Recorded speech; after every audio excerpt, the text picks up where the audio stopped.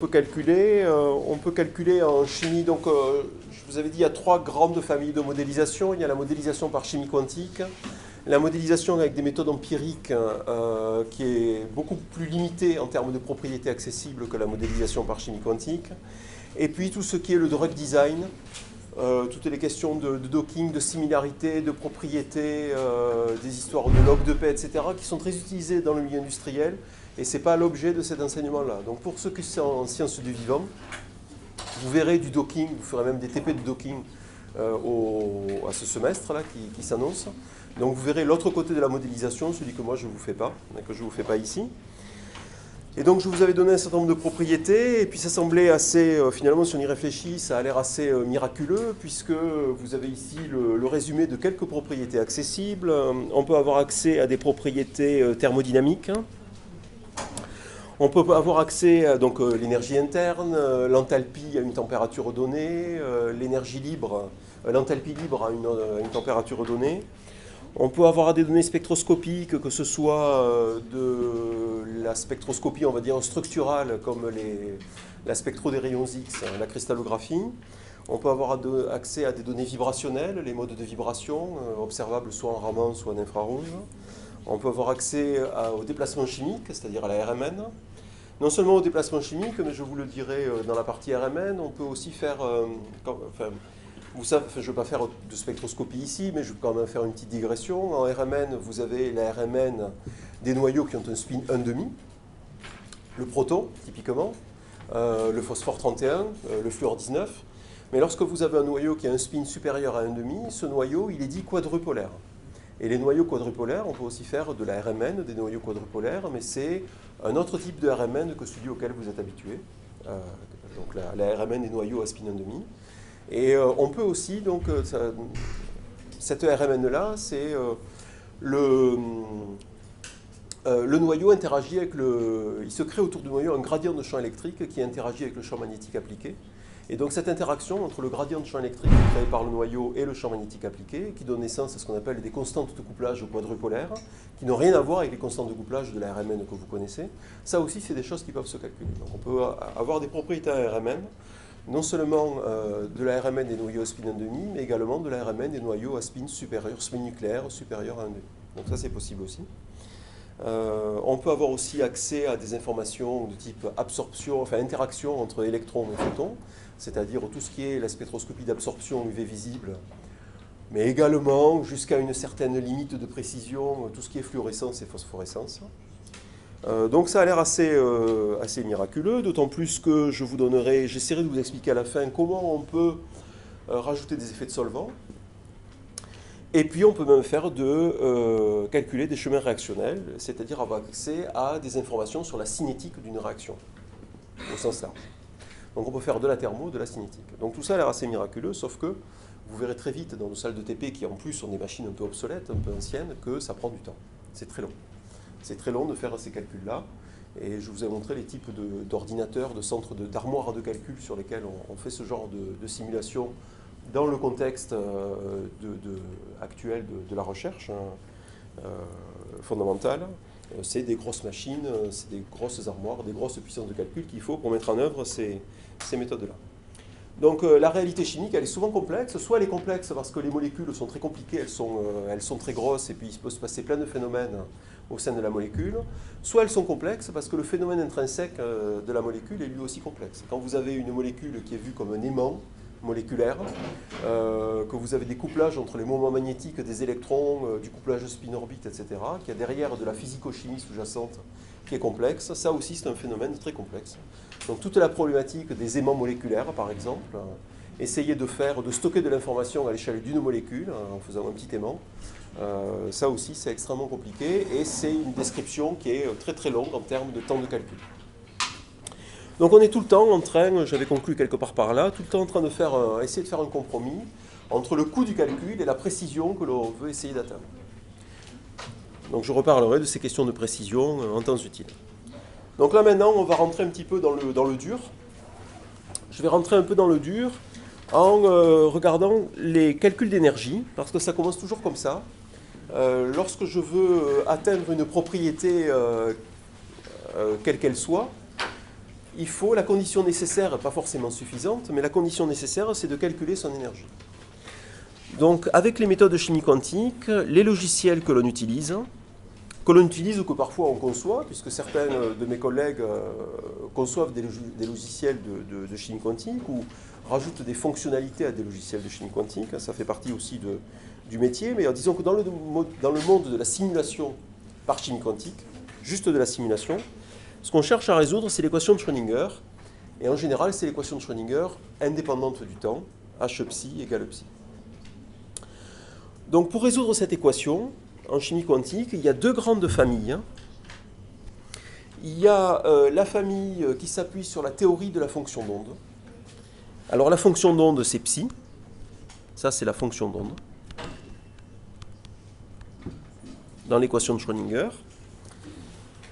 Et puis, il y a les méthodes qui s'appuient sur la recherche, sur la théorie de la fonctionnelle de la densité.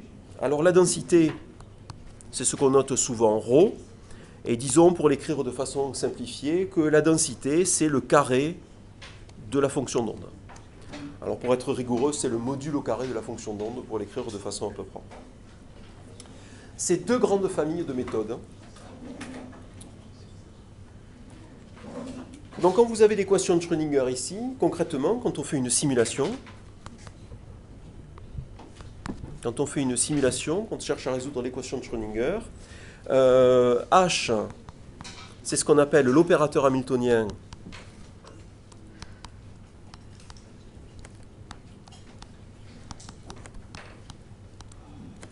qui décrit à la fois les électrons, les noyaux et tous les termes d'interaction électron-électron, tous les termes d'interaction entre électrons et noyaux et tous les termes d'interaction entre les noyaux. Ça, c'est l'opérateur hamiltonien. Donc là, je ne mets pas d'équation à partir de là. Mais c'est un opérateur qui intègre quelque part, qui contient quelque part tous les ingrédients pour décrire toutes ces interactions. Des électrons entre eux, des noyaux entre eux, et des électrons avec les noyaux. Psi, c'est la fonction d'onde du système, et grand E, ça va être l'énergie de la molécule. Si vous appliquez l'équation de Schrödinger à une molécule, bien sûr. Donc E, c'est l'énergie de la molécule. Donc nos outils numériques, alors vous avez déjà résolu l'équation de Schrödinger à un moment donné, de façon plus ou moins sophistiquée. Je pense que tous, vous avez dû appliquer la méthode de Huckel, ou la voir quelque part dans vos études. Donc la méthode de Huckel, c'est une méthode très simplifiée de la résolution de l'équation de Schrödinger.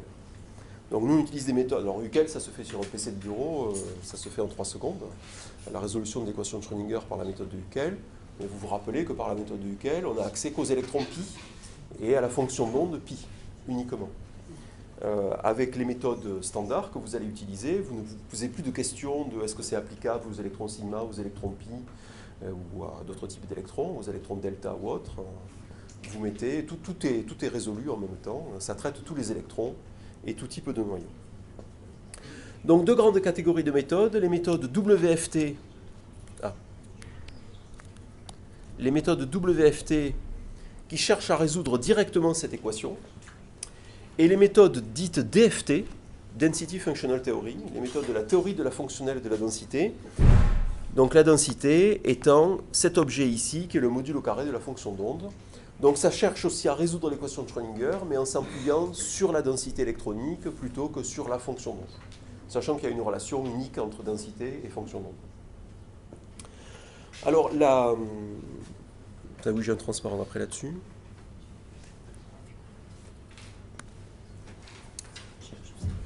D'accord, donc nous on cherche à résoudre l'équation de Schrödinger. Sachez qu'au niveau mathématique, ça correspond à des résolutions. Résoudre h psi égale psi. La résolution de h psi égale e psi. C'est en quelque sorte, c'est un peu plus compliqué que ça, mais c'est en quelque sorte des équations différentielles couplées.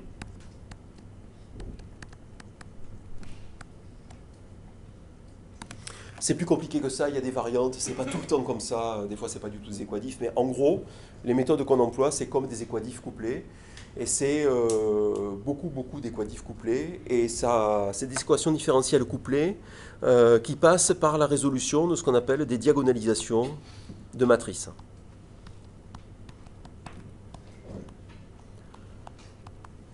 Si vous l'oubliez, ça, je ne vous en voudrais pas, mais c'est pour vous expliquer que nos logiciels qui prennent beaucoup de temps pour résoudre des équations, ils résolvent des systèmes gigantesques d'équations différentielles couplées ou de ce qu'on appelle de diagonalisation de matrices.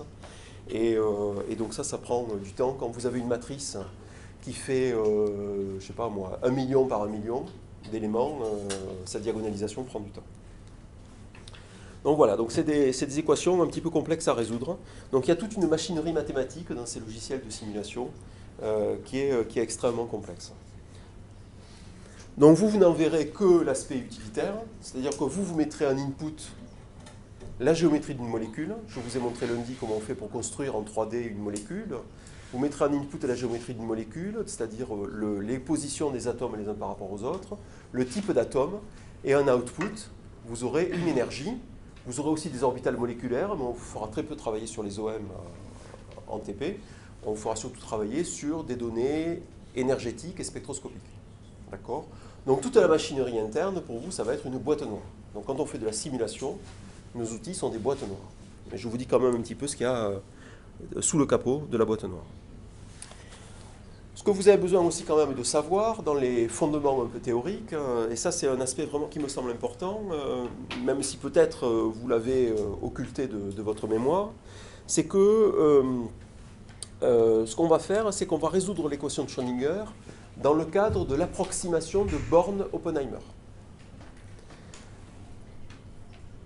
Et pourquoi c'est important? C'est important à cause de la courbe que j'ai reportée sur ce transparent, qui est la conséquence de l'approximation de Born-Oppenheimer. Moi, ce qui m'importe le plus, à ce niveau, ce n'est pas l'équation qui est ici, pas complètement, c'est surtout que vous compreniez que la conséquence de l'approximation de Born-Oppenheimer, la conséquence,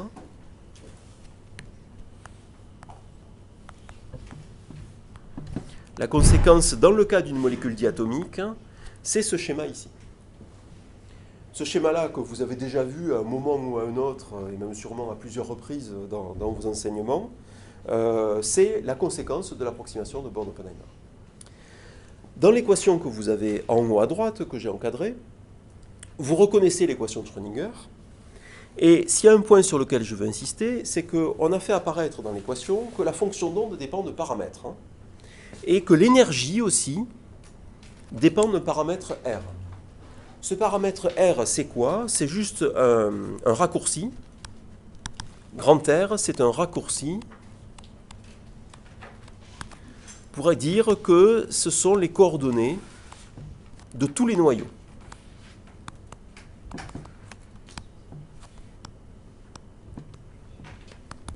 Ce sont les coordonnées de tous les noyaux.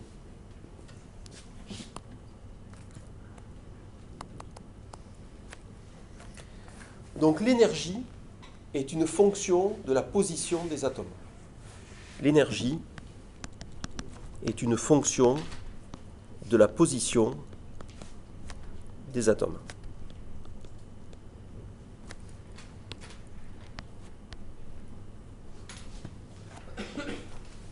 L'énergie est une fonction de la position des atomes. Ça, c'est la conséquence de l'approximation de Born-Oppenheimer. Donc ce que je veux que vous reteniez, c'est pas forcément H psi égale E de R psi, c'est que E est une fonction de la position des atomes, des positions relatives en fait des atomes les uns par rapport aux autres. C'est fonction des coordonnées, des positions relatives des atomes les uns par rapport aux autres. Et ça, on l'a déjà vu lundi. Où donc?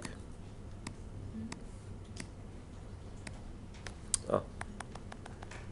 Je l'ai dépassé, oui. Pardon. On l'a vu lundi, puisque lundi, on est allé sur le site VCAM 3D, et je vous avais montré que l'énergie... Ah. Pardon.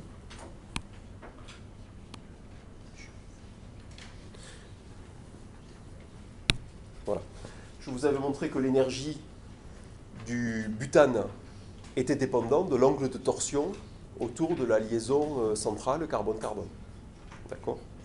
Donc vous avez bien ici un exemple du fait que l'énergie dépend de la position relative des atomes les uns par rapport aux autres. D'accord? Donc cette courbe-là, cette courbe d'énergie, qu'on appelle la courbe d'énergie potentielle, ici, c'est une conséquence de l'approximation de Paul-Oppenheimer. L'énergie est une fonction de la position des atomes les uns par rapport aux autres. Donc ça déjà, c'était Born-Oppenheimer.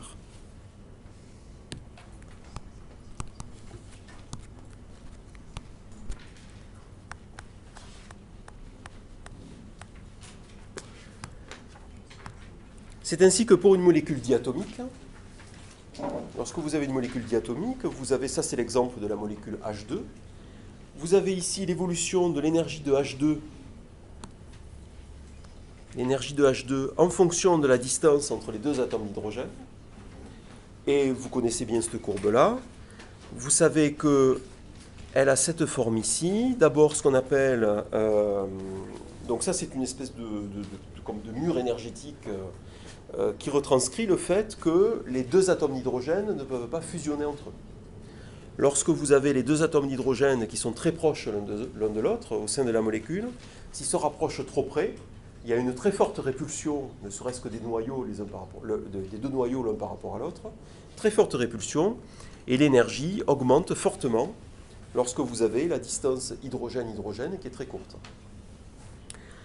Ça passe par un minimum en énergie, qui correspond en fait ici, à cet endroit, à la géométrie la plus stable.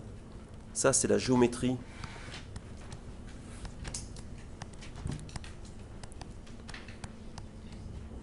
la plus stable. Donc ça passe par un minimum d'énergie. Et puis ensuite, l'énergie remonte lorsque la distance entre les deux atomes d'hydrogène, lorsque vous tirez sur la liaison, la molécule est de moins en moins stable. Donc il y a une perte de stabilité de la molécule, ici, jusqu'à atteindre asymptotiquement ce qu'on appelle la limite des dissociations, c'est-à-dire que si vous tirez complètement, vous cassez la liaison. Donc ici, il n'y a plus de liaison quand R tend vers l'infini, il y a rupture de liaison.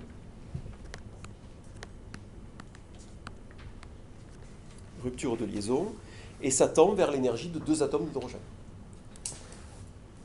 Donc ici, si on est en électron, enfin là c'est en kilojoules, je ne connais pas par cœur l'énergie en kilojoules, je vais changer mon unité. Si je dis que ça c'est des EV, vous savez que l'énergie de l'atome d'hydrogène dans son état fondamental c'est moins 13,6. Par conséquent, ça tend vers moins 27,2 électronvolts. Donc la géométrie la plus stable, ça correspond à une distance particulière où les deux atomes d'hydrogène sont dans leur géométrie optimale. Et cette distance-là, qu'on appelle la distance d'équilibre,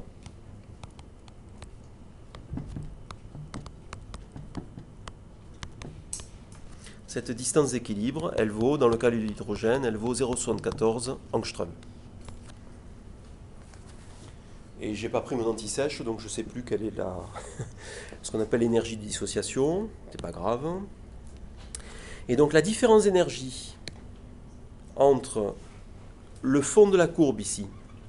Alors on appelle ça, ce que je vais mettre ici, cette partie-là, toute cette partie, on appelle ça un puits de potentiel. Donc cette partie-là est appelée, donc c'est un peu de jargon, mais vous le retrouverez tout le temps. On appelle ça un puits de potentiel.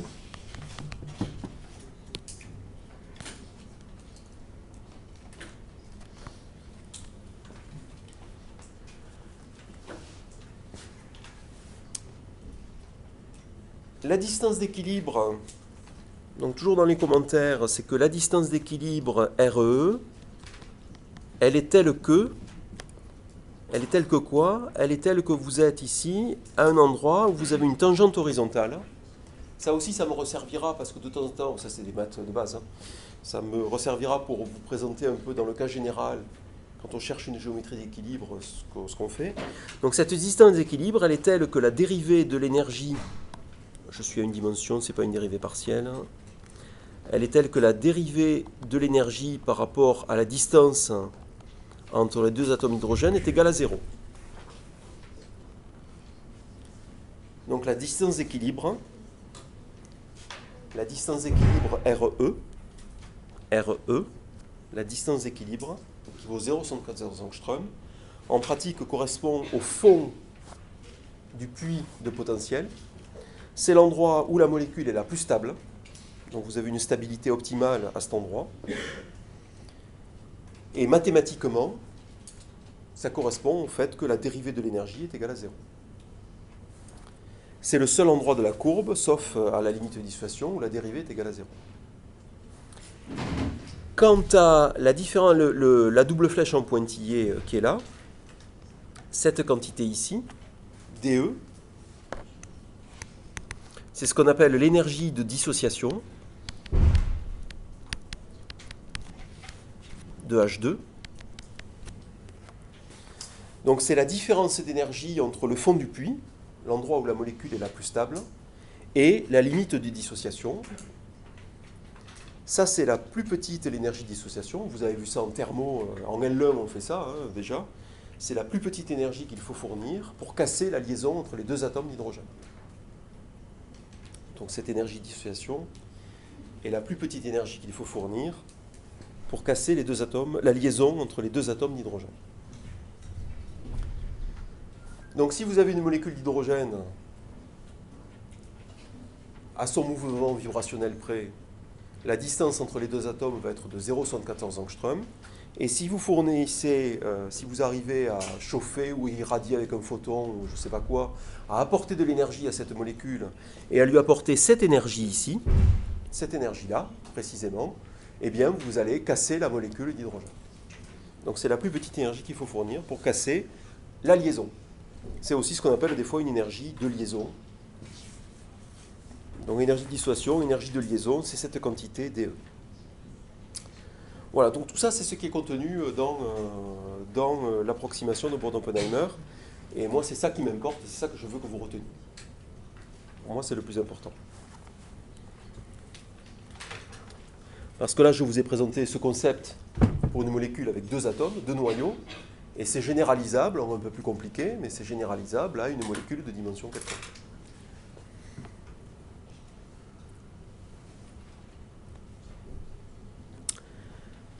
Alors ensuite, il y a la question de la précision. La question de la précision des calculs.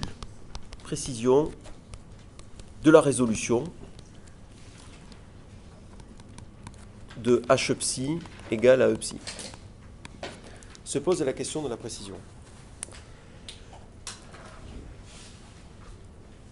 Et ça, c'est relié à ce qu'on appelle la corrélation électronique. Pas que, mais c'est beaucoup relié à la corrélation électronique.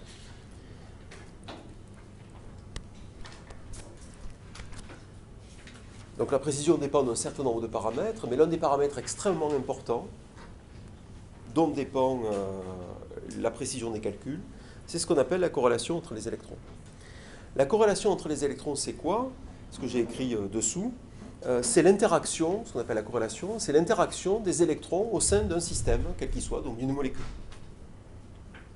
Donc c'est la corrélation, c'est l'interaction entre les électrons au sein d'un système quantique, c'est-à-dire dans notre cas, au sein d'une molécule ou d'un solide, molécule, solide, etc. Molécules, biomolécules, solides. Et donc ça, c'est ce qu'on appelle la corrélation électronique. Et ça, je ne vais pas rentrer dans les détails mathématiques parce que ça, ce serait du lourd, du très lourd. Ça, c'est réservé qu'aux chimistes théoriciens, à ceux qui se destinent à la chimie théorique. Eux, ils n'y échappent pas. Mais la corrélation électronique, donc, c'est un problème compliqué à résoudre d'un point de vue physique et mathématique.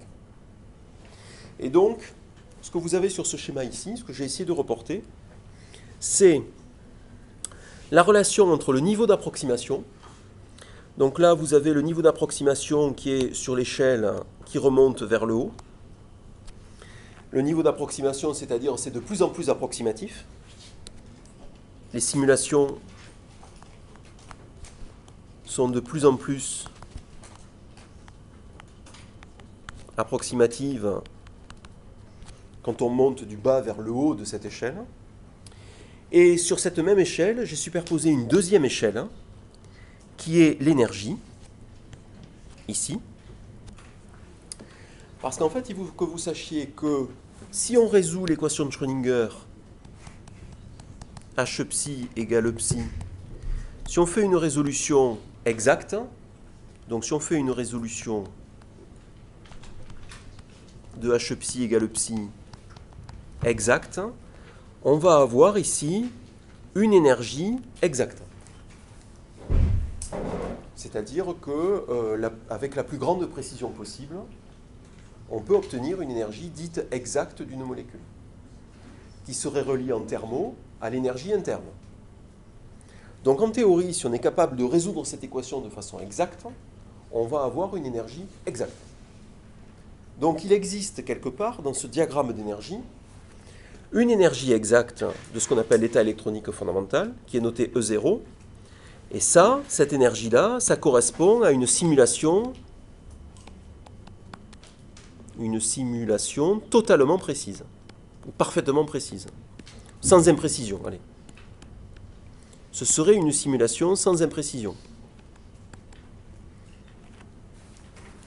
Puisque je vous ai dit, on est tout le temps en train de faire un compromis entre la précision du calcul et le temps de calcul. Donc on sait que quelque part, on est capable d'avoir quelque chose d'extrêmement précis. Mais ça peut coûter des décennies à calculer, voire des dizaines de milliers d'années à calculer, si c'est très compliqué mathématiquement. Et c'est souvent très compliqué. Donc on sait qu'il existe quelque part une énergie exacte. Mais en pratique, à part pour H2, où on peut calculer l'énergie de H2 de façon exacte, ou Li2, on fait des tout petits composés, en général, on n'en est pas capable. Donc on est amené à faire des approximations. Et plus l'approximation est rude, moins le calcul est précis. Donc en haut de cette échelle, par rapport à l'énergie exacte, vous avez par exemple la méthode de Huckel, que vous connaissez.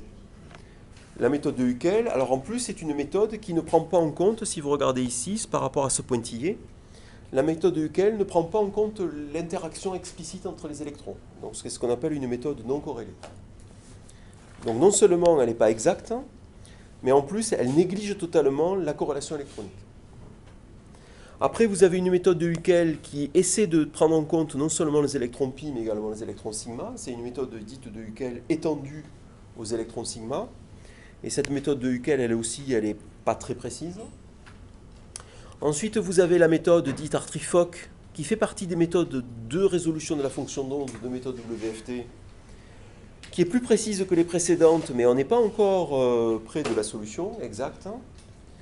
Et après, pour les chimistes théoriciens, vous verrez quelque part les méthodes de Hartree-Fock avec les interactions de configuration, qui sont des méthodes dites corrélées, qui tendent vers l'énergie exacte. Et vous, ce que vous allez utiliser en TP, parce que ça a révolutionné la pratique de la chimie théorique, et que c'est vrai que maintenant on en fait beaucoup, on exploite de façon intensive cette méthode-là, nous on va faire de la DFT. Le problème de la DFT, c'est que on sait qu'on n'est pas mauvais, mais par rapport à l'énergie exacte, on ne sait jamais si on surestime ou si on sous-estime l'énergie exacte. C'est pour ça que j'ai mis une double flèche ici, avec ce point d'interrogation-là. Donc ici, c'est une surestimation, ou plutôt puisque l'énergie elle est négative, ça va être une sous-estimation de E exact, E0, et ça c'est une surestimation de E exact, de E0. Donc on sait que mathématiquement, il y a une solution normalement pour calculer l'énergie exacte, sauf que c'est au bout d'un temps infiniment long, éventuellement. En DFT, on va tourner autour de l'énergie exacte, mais on ne saura jamais si on la sous-estime, cette énergie, ou si on la surestime. Ça, c'est un gros défaut, ici. Big issue of DFT, c'est un gros défaut, un gros problème de la DFT.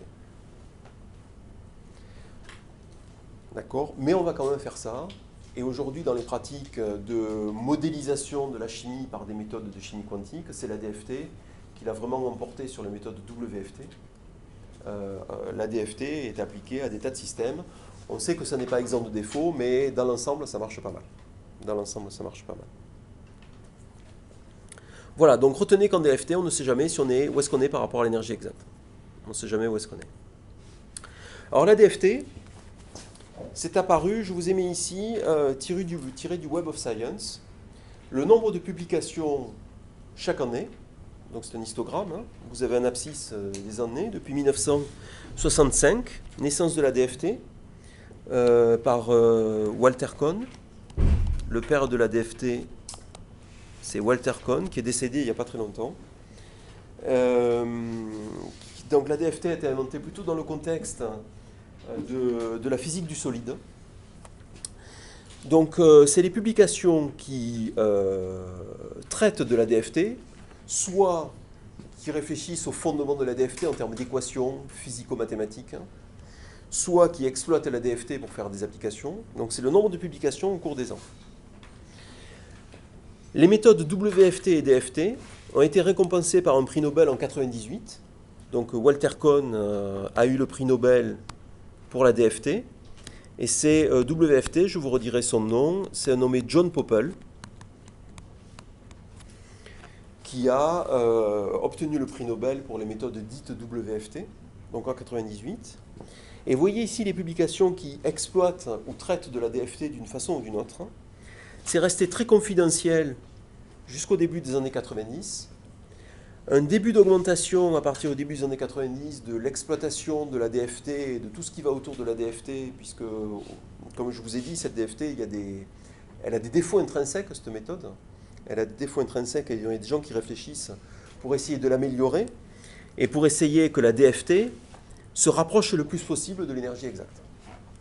Donc il y a beaucoup de travaux là-dessus, plus des gens comme moi qui faisons des applications de la DFT. Donc on a une boîte noire et on simule de la chimie. Et donc vous voyez ici l'évolution des publications. En 2016, presque 20 000 publications par an dans la littérature scientifique référencée dans le Web of Science.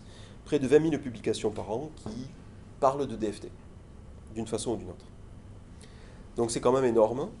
Et prix Nobel en 98, combien 2000 publications par an, ce qui était déjà pas mal, juste pour la DFT. Et regardez, 20 ans plus tard, même pas, c'est monté de 2000 à quasiment 20 000, facteur 10. Un ordre de grandeur supplémentaire. Donc moi, je ne veux pas défendre la DFT, mais c'est juste pour vous dire que ça a vraiment révolutionné les simulations en chimie, mais aussi en physique. Parce que d'abord, au début, ça a été fait pour la physique. Donc ça a vraiment été une révolution. Une révolution scientifique. Hein. Alors les méchantes langues diront que ce n'est pas une révolution scientifique, que c'est une révolution technologique. C'est possible aussi. Donc on va dire révolution scientifique et technologique.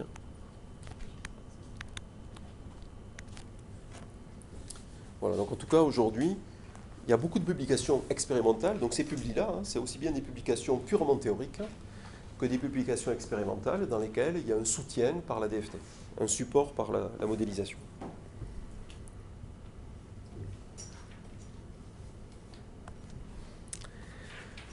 Donc il y a des auteurs de temps en temps qui défendent la DFT en tant qu'outil applicatif. Donc là par exemple dans le Accounts of Chemical Research, mais il y en a plein d'autres, hein, ça c'est une publi de 2007, où donc Donald Troulard, qui est un collègue du Minnesota, de l'université du Minnesota, qui est un des grands noms de la chimie théorique appliquée à des problèmes chimiques, avait fait un peu un bilan de tout ce qu'on pouvait faire avec la DFT. Et vous retrouvez des choses que je vous ai dit. On peut faire de la thermochimie. Alors des éléments du groupe principal, disait-il à l'époque, mais on peut le faire aussi sur des éléments des complexes métaux de transition, il n'y a pas de problème. Spectroscopie, on peut faire ce qu'il appelait lui de la cinétique thermochimique, donc c'est vraiment la cinétique chimique. On peut faire aussi, là vous avez par exemple, ça ressemble beaucoup à une SN2, ça. Un profil d'une SN2 et vous ferez la simulation d'une SN2 en TP. Vous ne ferez pas exactement ce truc-là, mais quasiment le même. On peut étudier donc la chimie des métaux de transition. Il y a certains défauts de la DFT qui sont partiellement résolus. Toujours est-il qu'en prenant certaines précautions, on peut regarder les interactions dites non covalentes, que ce soit des liaisons hydrogènes ou plus subtiles, ce qu'on appelle des forces de dispersion. Donc ça peut se faire aussi. Et puis il y a des tas de phénomènes comme par exemple des réactions redox qui entraînent des transferts de charge à plus ou moins longue distance. Et on peut aussi traiter soit les conséquences du transfert de charge, soit le transfert de charge lui-même. Donc ça peut se faire aussi. On a accès à pas mal de propriétés. Donc, reprenons l'équation de Schrödinger. Mais je vais vous la présenter de façon un peu opérationnelle. D'accord ? Présenter la méthode de résolution de façon opérationnelle. La modélisation que je vous propose, maintenant, vous avez compris, c'est dans le contexte de la chimie quantique. C'est-à-dire, c'est dans le contexte de la résolution de l'équation de Schrödinger. Résolution de l'équation de Schrödinger dans le cadre de l'approximation de Born-Oppenheimer, c'est-à-dire que l'énergie dépend des positions relatives des noyaux les uns par rapport aux autres. L'opérateur hamiltonien, allez, je vais mettre entre parenthèses, je ne veux pas trop vous embêter avec trop d'équations, mais je le dis au moins pour les théoriciens qui sont dans la salle. L'opérateur hamiltonien, vous savez que c'est la somme de deux termes, un terme cinétique et un terme potentiel. Donc ce terme cinétique, c'est le terme cinétique des électrons, uniquement, grâce à Born-Oppenheimer. C'est pour les théoriciens, ça. Et le terme potentiel, ça par contre c'est pour tout le monde. Le terme potentiel, ça correspond à tous les termes d'interaction des électrons entre eux, des électrons avec tous les noyaux et de tous les noyaux entre eux. Ces méthodes-là nous permettent de calculer la structure électronique des molécules, non seulement dans leur état fondamental, donc c'est ce que vous ferez vous, principalement on va faire l'état fondamental. Donc on peut faire ça pour des atomes, des molécules, des atomes, des molécules, et ce qu'on appelle la phase condensée. Donc la phase condensée, c'est aussi bien des liquides que des solides. J'avais un peu parlé des solides avec les questions de périodicité, mais on peut aussi faire des liquides. Si on veut calculer de l'eau liquide, de l'ammoniac liquide, on peut. Je prends ces exemples-là, mais il y en a d'autres. Nous sommes en DFT. Donc je vous ai dit, petite révolution de la DFT. Donc si on est en DFT, ça veut dire qu'on peut s'appuyer sur les travaux de Walter Kohn, qui a dit que l'énergie de l'état fondamental est une fonction de la densité électronique. Alors tout à l'heure je l'ai noté ρ, là c'est n, désolé, je n'ai pas de suite dans les idées, je vais changer ma notation. ρ.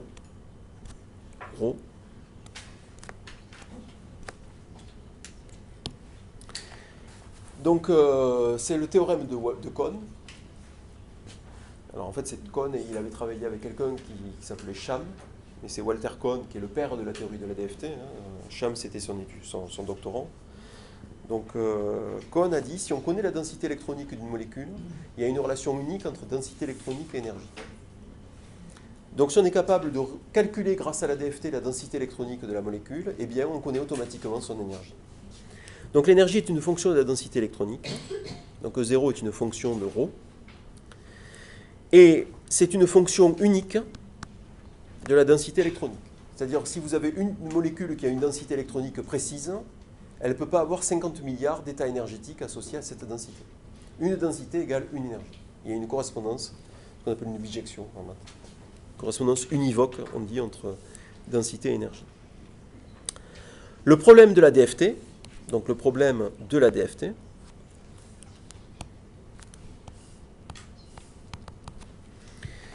c'est que, alors je vais dire plutôt,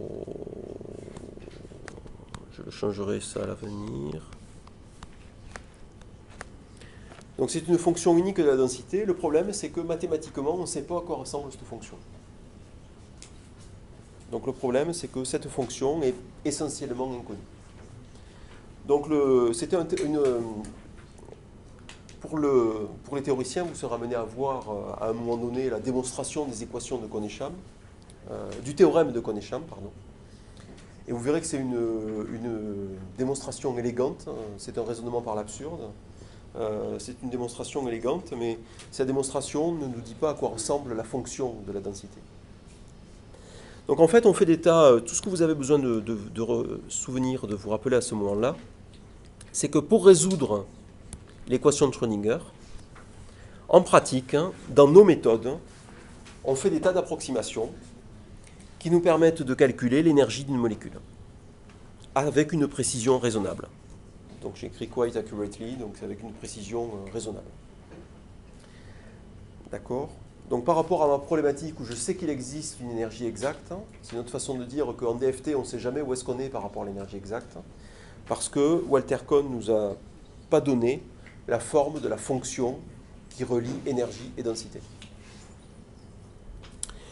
Donc il existe des tas d'approximations. Et chaque fois que vous avez une approximation, parce que vous avez des scientifiques, des chercheurs en chimie théorique qui cherchent des approximations de plus en plus légitimes, de plus en plus exactes de la DFT, à chaque fois qu'on fait une nouvelle approximation, on propose ce qu'on appelle une nouvelle fonctionnelle, ce qu'on appelle une function DFT, une fonctionnelle DFT.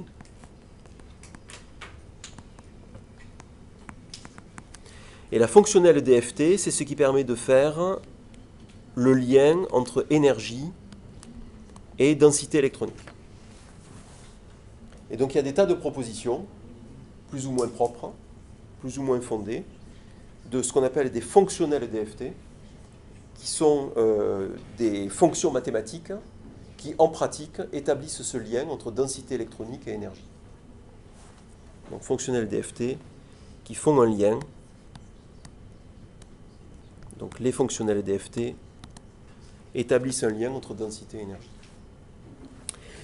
Et donc, dans la littérature, vous entendrez parler, ou vous verrez, suivant que c'est en anglais ou en français, de functional, de DFT functional, ou de fonctionnel DFT. D'accord? Donc, dans la littérature, vous entendrez parler de ça. Vous verrez des acronymes. Et nous, on va utiliser en TP la fonctionnelle B3LIP, qui est une fonctionnelle dite, enfin, qui est très populaire, qui est l'une des plus... Enfin, c'est un excellent compromis entre précision et rapidité de calcul. Donc on va travailler avec la fonctionnelle B3LIP. Donc ici, moi, ce que je veux que vous reteniez, c'est qu'il y a un lien. Donc on va travailler dans le cadre de la théorie de la fonctionnelle densité. Il y a un lien entre densité et énergie. Ce lien, on ne le connaît pas de façon exacte. On est obligé de faire des approximations. Et retenez que quand vous allez rentrer dans les données que vous allez utiliser, que vous allez appuyer en quelque sorte, c'est comme une machine, quand vous allez appuyer sur le bouton B3LIP, vous allez préciser le mot-clé B3LIP, ça revient à dire que vous utilisez une certaine gamme d'approximations dans le cadre de la DFT pour résoudre cette équation. Donc c'est une certaine approximation. Ok. Oublions ça, maintenant on va faire un peu de thermo. On va faire un peu de thermo. Oublions cette petite parenthèse. Donc je vous ai dit, avec les méthodes de chimie quantique, on peut faire un lien entre l'énergie et des grandeurs thermodynamiques. Donc nous, ce qu'on calcule en DFT, cette énergie-là, que j'ai appelée E0 ici, ça n'est pas encore l'énergie interne. Donc l'énergie DFT n'est pas l'énergie interne.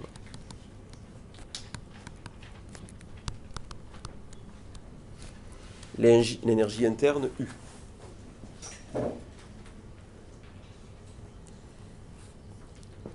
Mais il y a une relation, ce que j'ai mis ici, il y a quand même une relation entre E0 et U. Alors, quelle est cette relation? Je l'avais mis ici en note de bas de page, mais ça méritait quand même un peu plus d'éclairage. Vous avez en fait Tiens, j'ai écrit le contraire. L'énergie interne à 0 Kelvin, en plus c'est faux. L'énergie interne en 0 Kelvin, donc ça c'est 0 Kelvin, 0 Kelvin, c'est l'énergie qu'on peut calculer en DFT, plus une contribution, donc une contribution reliée à la vibration de la molécule.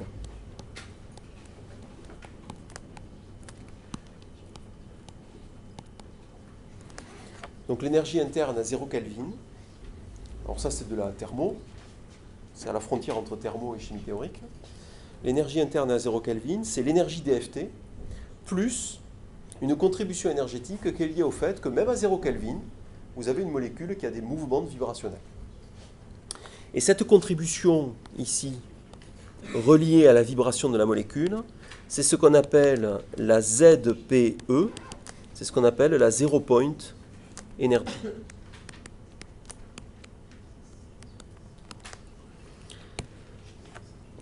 Donc je veux attirer votre attention sur un point important. Si vous devez retenir quelque chose à cet endroit-là, c'est que si vous voulez calculer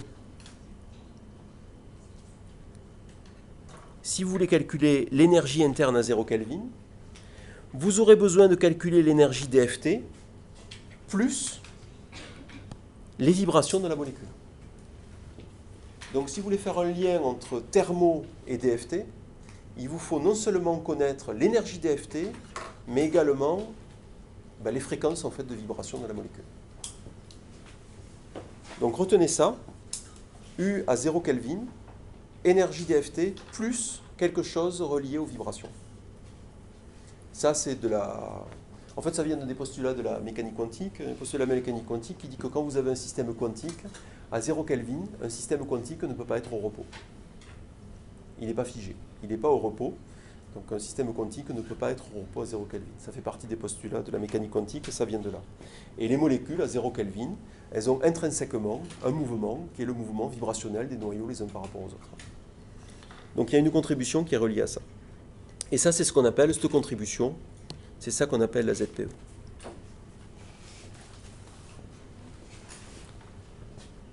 À partir du moment où j'ai l'énergie interne, je vais pouvoir calculer soit ce qu'on appelle l'énergie de Helmholtz, soit l'énergie libre. Alors là, c'est de la thermo, hein, c'est plus de la chimie théorique, c'est de la thermo. Donc l'énergie de Helmholtz, c'est dans le cas où vous avez le volume V dans lequel est votre système moléculaire qui est constant. Donc l'énergie de Helmholtz, on a en général F, et F c'est U moins TS, c'est l'énergie interne moins T fois l'entropie. Et généralement, nous, ce qu'on calcule, ce sont des grandeurs à une température et pression constante, puisqu'en général, les réactions chimiques que l'on considère, elles se font dans un ballon ouvert, donc à pression constante. Et donc, si on est à pression constante et pour une température donnée, ce qu'on va être amené à calculer plutôt, c'est l'énergie libre de Gibbs, c'est G égale H moins TS. Donc ça, je vous rappelle ces principes de thermo. Vous, en thermo, vous avez plutôt vu de l'énergie libre parce que vous faites la thermochimie et vous placez plutôt dans le contexte d'une réaction dans un système ouvert. D'accord ? Système ouvert. Pardon, je fais attention à mon vocabulaire en thermo. Un système pour lequel vous avez en tout cas la pression qui est maintenue constante. Ce n'est pas forcément un système ouvert. J'ai rien dit. Un système ouvert, il peut perdre ses molécules, c'est plus compliqué. Donc vous avez en tout cas un système à pression constante. Et donc G égale H moins TS. Mais ce n'est pas très grave parce que de toute façon, vous avez H qui est égal à U plus PV. Donc si vous savez calculer l'énergie interne, vous savez calculer l'enthalpie. Et si vous savez calculer l'enthalpie et que vous avez quelque part l'entropie, vous savez calculer l'énergie libre de Gibbs. Voilà. Donc, ce qu'il faut retenir ici, d'un point de vue purement opérationnel, c'est que si je peux calculer l'énergie par DFT et les vibrations des molécules, eh bien, en cascade, je le redirai à d'autres endroits, je vais pouvoir en déduire l'énergie interne, l'enthalpie, l'entropie, en fait, c'est relié à tout ça, et donc l'enthalpie libre de Gibbs. Je redis ici, j'aurais dû le mettre avant ce transparent, je redis ici un truc, c'est ce que j'ai déjà souligné, que j'insiste, du coup ça me donne l'occasion d'insister, c'est que l'énergie d'une molécule, ce qu'on va considérer, donc l'énergie, je vais insister sur le fait, c'est que l'énergie d'une molécule, l'énergie DFT d'une molécule, c'est l'énergie, ce qu'on va considérer tout le temps, c'est l'énergie d'une molécule dans son état le plus stable, dans son état thermodynamique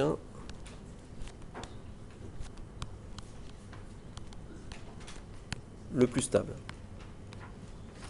Et l'énergie d'une molécule dans son état thermodynamique le plus stable, ça correspond, dans son état thermodynamique le plus stable, ça correspond à cet endroit ici, à la distance d'équilibre, celui pour lequel vous avez la dérivée de l'énergie qui vaut 0.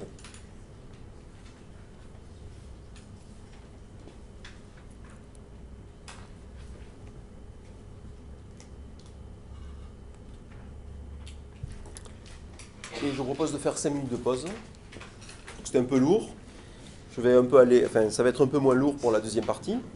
Je vous propose de faire une pause et on parlera maintenant de recherche conformationnelle et je vous donnerai quelques exemples de propriétés qu'on peut calculer, de précisions qu'on peut attendre. Donc moi il est 26 à ma montre, vous venez vers, je sais pas, 32, 6 minutes. Vous avez 6 minutes à partir de maintenant, rendez-vous à 14h32 s'il vous plaît, précise. A tout de suite.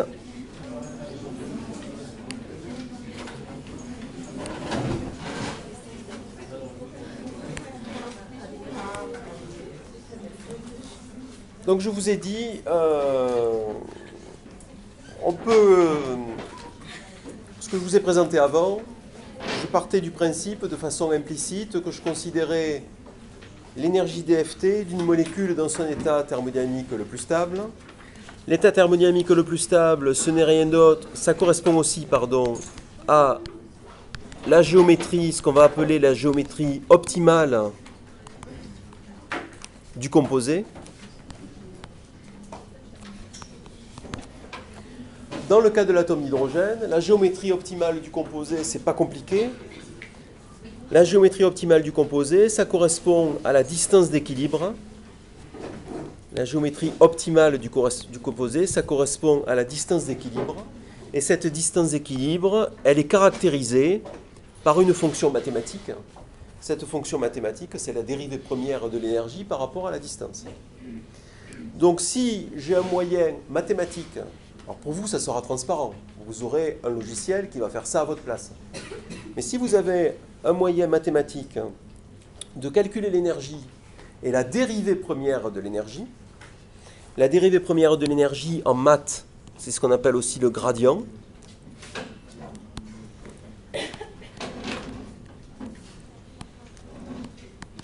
La dérivée première de l'énergie, c'est ce qu'on appelle aussi le gradient. Donc si vous avez une méthode de résolution de l'équation de Schrödinger qui vous calcule l'énergie et le gradient de l'énergie, eh bien vous serez en mesure d'identifier la géométrie optimale du composé. Pour une molécule diatomique, c'est pas si compliqué que ça. J'ai la courbe sous les yeux, même si vous découvrez des choses un peu nouvelles, intuitivement, vous pouvez sentir que ça ne doit pas être aussi complexe. Pour une molécule polyatomique, c'est de plus en plus compliqué. Donc la question, pour une molécule polyatomique,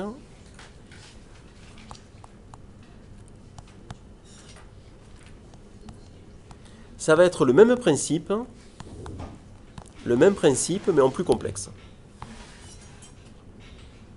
Donc pour les molécules polyatomiques, comment ça va se passer? Ça va être exactement le même principe, mais un peu plus compliqué.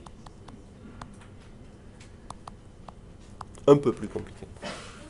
En tout cas, tel que je vais essayer de vous le présenter, ça va rester du même ordre de complexité. Il suffit déjà. Donc ça va être le même principe, mais un peu plus compliqué.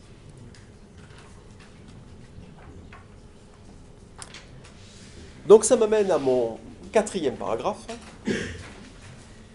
qui est que si je veux faire des modélisations par chimie théorique, je dois non seulement calculer l'énergie, mais également rechercher la géométrie la plus stable. Si je travaille sur, enfin vous savez bien que, par exemple, je vais dire une énormité, le méthane CH4, il est tétraédrique. Si je travaille dans mes méthodes de résolution sur un méthane qui est carré, je vais calculer des propriétés du méthane carré, mais ça ne correspond pas à la réalité chimique. Donc j'ai besoin, supposons que je ne connaisse pas la VSEPR, je pars d'un méthane carré, j'ai besoin que ma méthode de résolution me dise que le méthane n'est pas carré, qu'il est tétraédrique. D'accord ? Et donc pour passer d'un méthane carré à un méthane tétraédrique, dans ma méthode de simulation, il faut que je fasse ce qu'on appelle une recherche conformationnelle. Donc la recherche conformationnelle, c'est par ça qu'on démarre.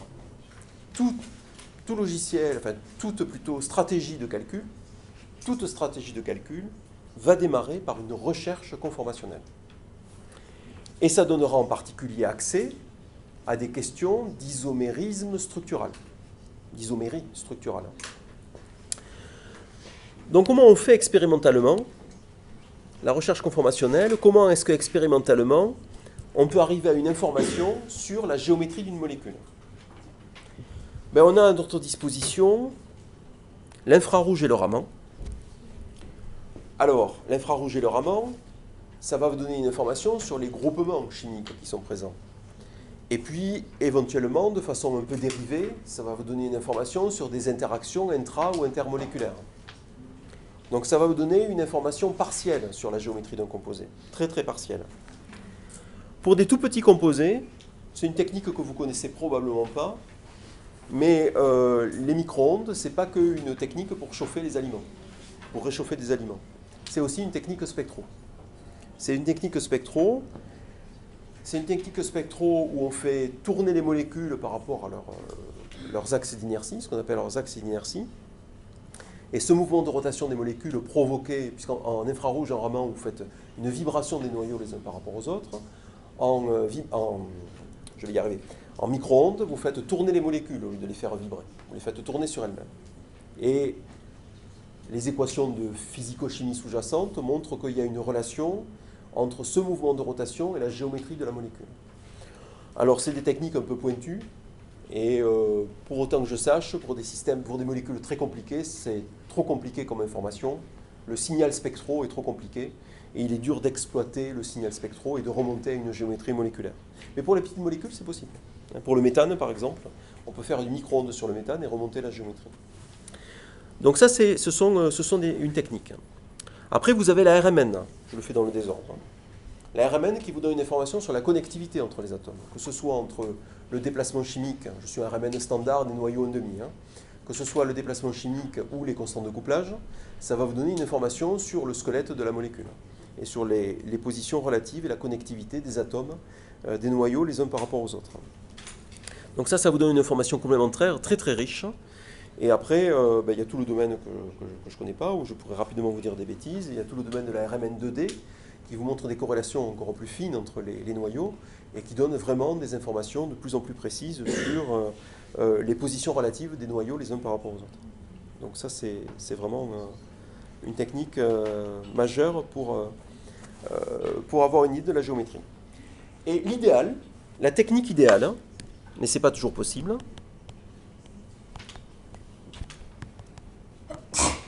je vous rappelle que mon objectif, c'est connaître la géométrie 3D, le isomérisme structural. L'isomérie structurale, c'est-à-dire quelle est la géométrie 3D d'un composé. Donc la technique idéale, c'est la cristallographie, c'est la spectro des rayons X, la diffraction des neutrons aussi.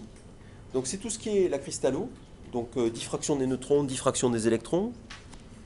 Et ça donne accès direct, mais direct à la structure moléculaire. Mais ça ne va marcher que sur quoi? Ça va ne marcher que sur des cristaux. Donc la cristallographie, ça ne marche, ça ne donne un signal, alors c'est tout ce qui est loi de Bragg, etc. Ça ne donne un signal que pour des cristaux. Mesdemoiselles, au fond, je suis ravi depuis tout à l'heure que ça vous mette en joie, mon cours, mais vraiment ravi. Ça me fait toujours plaisir de voir des sourires éclatants comme ça, mais je préférerais que vous vous concentriez un peu plus quand même sur mon cours.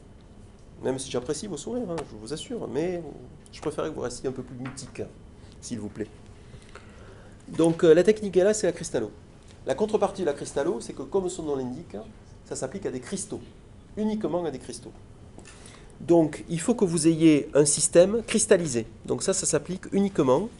On peut le faire à des molécules, il n'y a pas de problème, mais ça doit s'appliquer exclusivement à des systèmes cristallisés.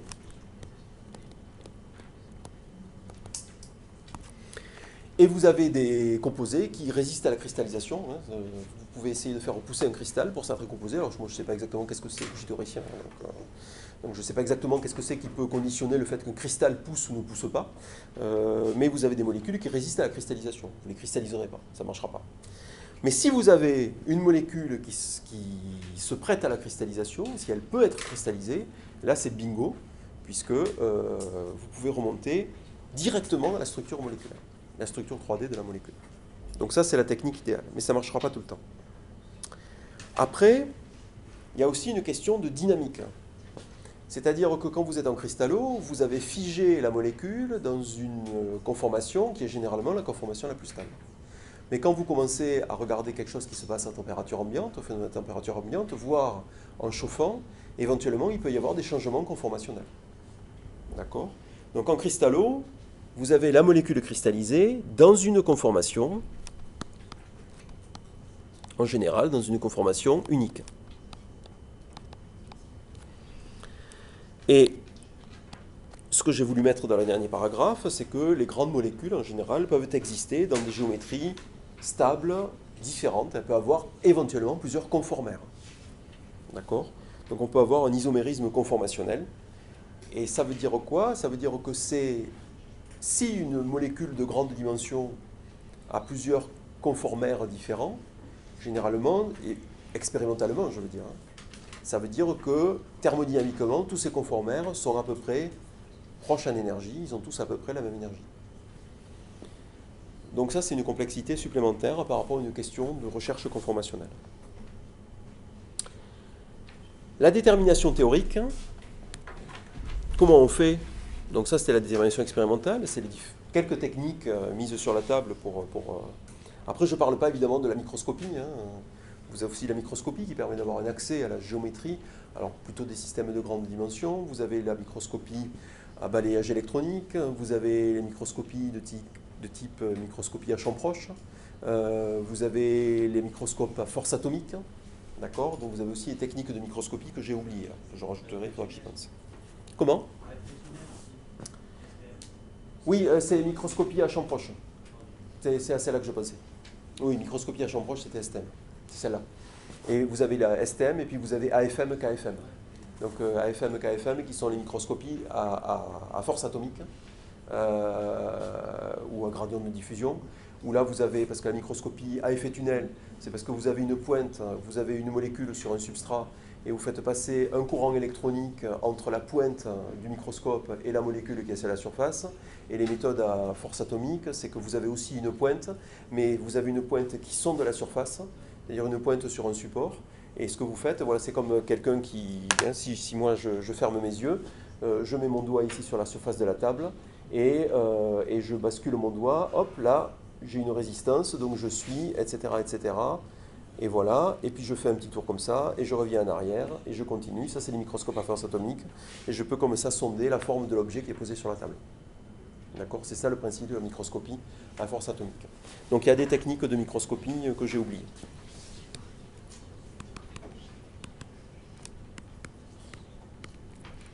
Donc je pensais au MEB, microscope à balayage, électronique à balayage, STM, AFM, KFM. Pour ceux que je connais. Voilà, donc ça c'est les techniques expérimentales complémentaires. Voilà. La détermination théorique, nous qu'est-ce qu'on a? Nous on a H psi égale psi. On a la DFT par exemple, ou la WFT, mais plutôt la DFT en général pour résoudre cette équation. Et on a le calcul, là je mets une dérivée partielle, le calcul de la dérivée de l'énergie par rapport à la position des noyaux.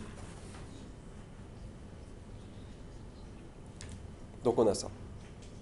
Ça c'est nos outils pour la détermination théorique. Et un peu d'intuition chimique, ça fait pas de mal.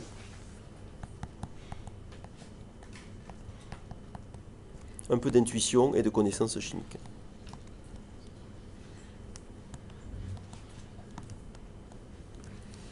Pour faire ce qu'on appelle des educated guess, donc des tentatives un peu intelligentes et maîtrisées. Je veux dire, je pris l'exemple complètement absurde d'un méthane qui serait plan carré. Si vous faites une recherche conformationnelle en partant de méthane plan carré, vous compliquez un peu la vie. On est d'accord. Donc les géométries peuvent aussi être calculées en chimie quantique et avec une précision assez importante, vraiment une précision assez remarquable. Donc là, je vous l'ai mis ici. Ça fait partie des propriétés pour lesquelles vous pouvez en général faire plutôt confiance à la chimie théorique.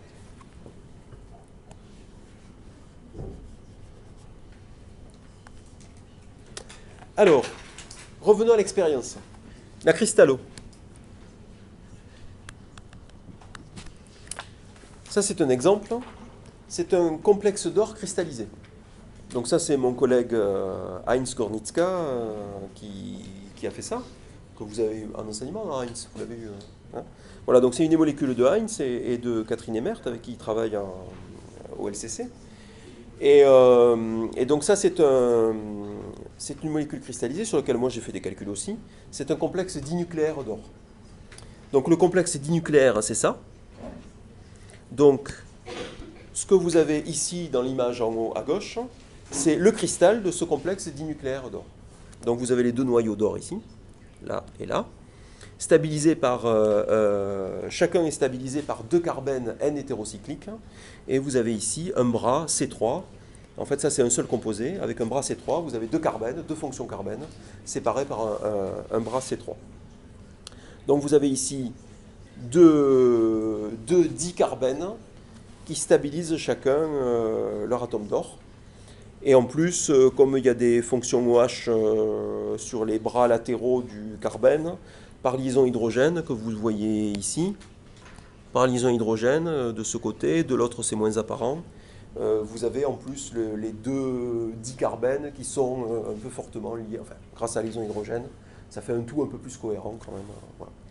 Et là, quel était l'intérêt? L'intérêt, c'est que vous avez ici une distance, une certaine distance entre les deux atomes d'or, et que ce qui intéressait ici Heinz et Catherine, c'était cette distance entre les deux atomes d'or, puisque quand on a une distance, alors je ne me souviens plus exactement de la valeur, on va dire inférieure à 3 angstroms, lorsque vous avez une distance inférieure à 3 angstroms, on a ce qu'on appelle une interaction orophile.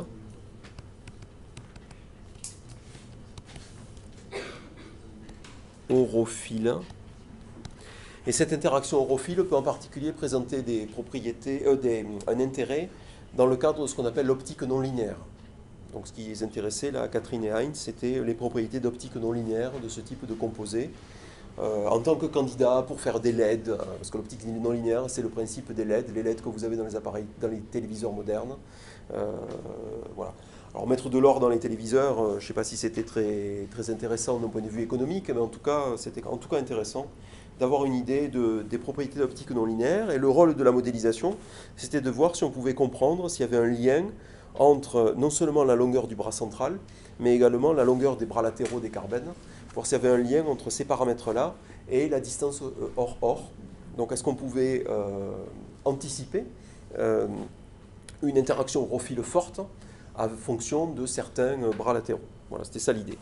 Donc d'abord, quand vous voulez faire ça par la théorie, ce qui est intéressant, c'est de partir d'un système connu expérimentalement et de valider la stratégie de calcul et la méthode de calcul, pour voir si on n'a pas raté un ingrédient quelque part. Puisque comme je vous l'ai dit, on est tout le temps en train de faire un compromis entre la taille du système, le temps dont on dispose pour faire la simulation et la précision du calcul.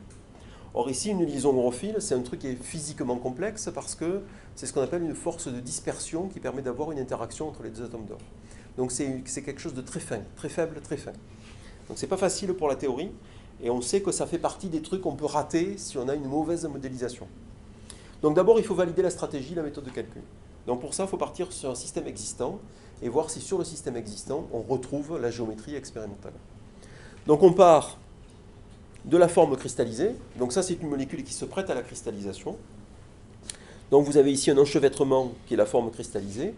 Et en fait, on identifie qu'il y a une cellule unitaire, enfin il y a une maille élémentaire, voilà. Il y a une maille élémentaire dans ce cristal qui est là. Ça, c'est la maille élémentaire.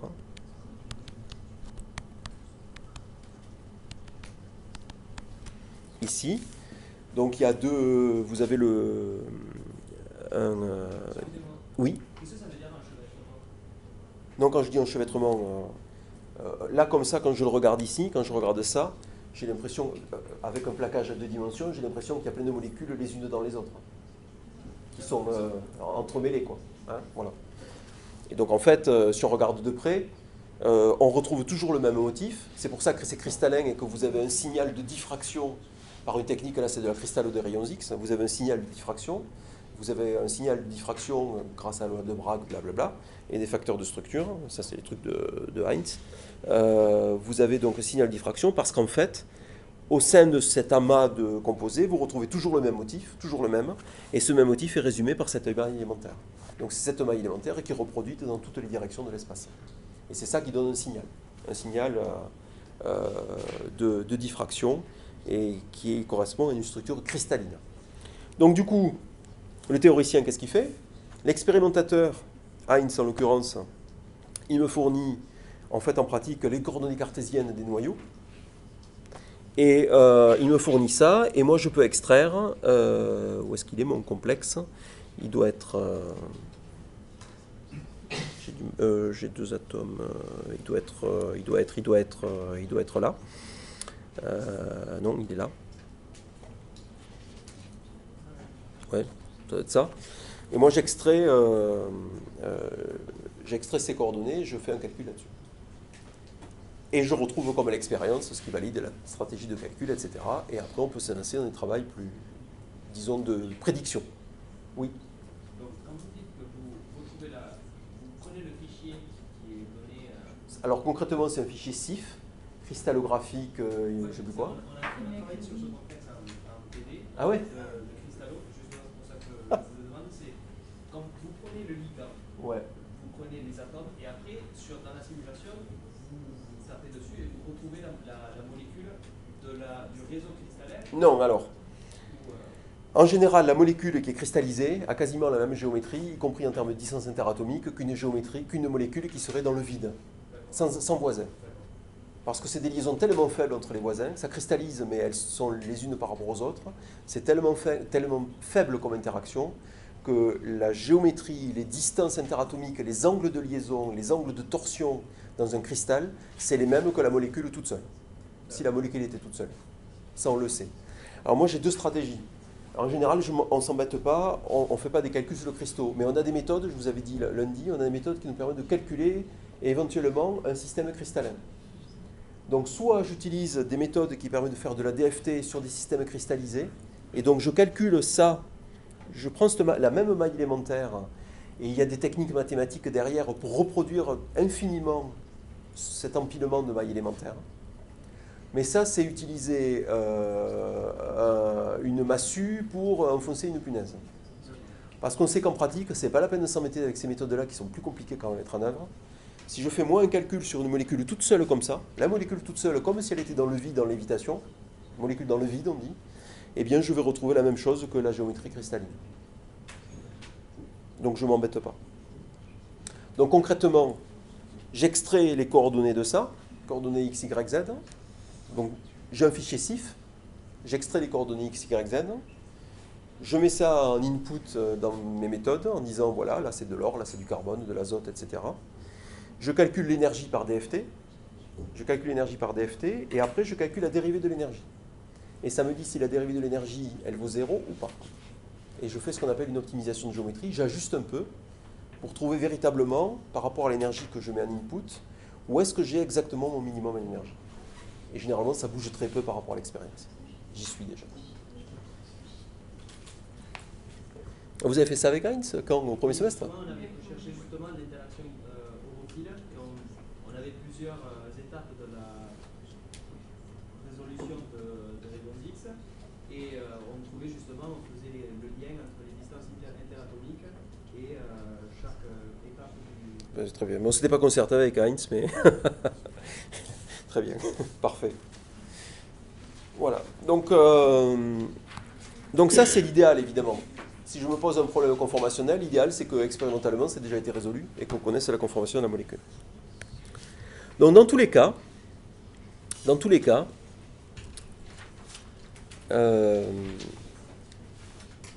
la conformation optimale, oups.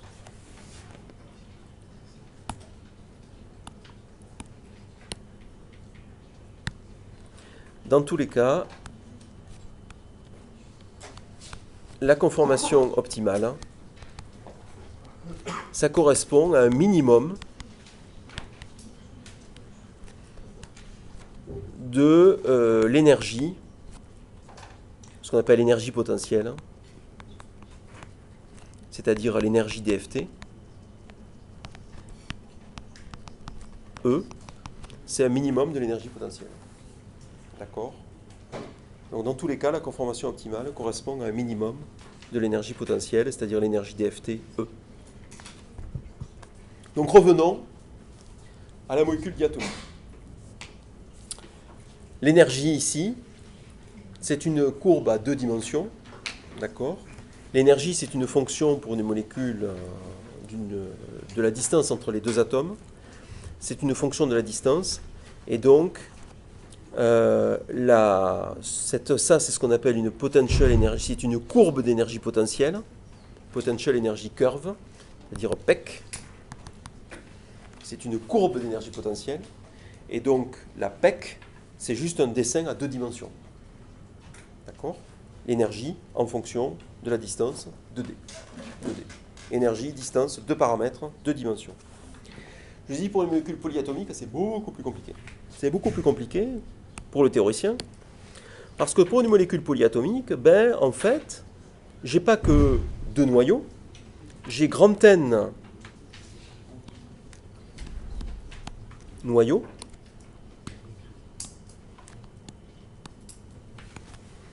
grand N noyaux. Et donc l'énergie va être fonction des coordonnées de chacun de ces noyaux.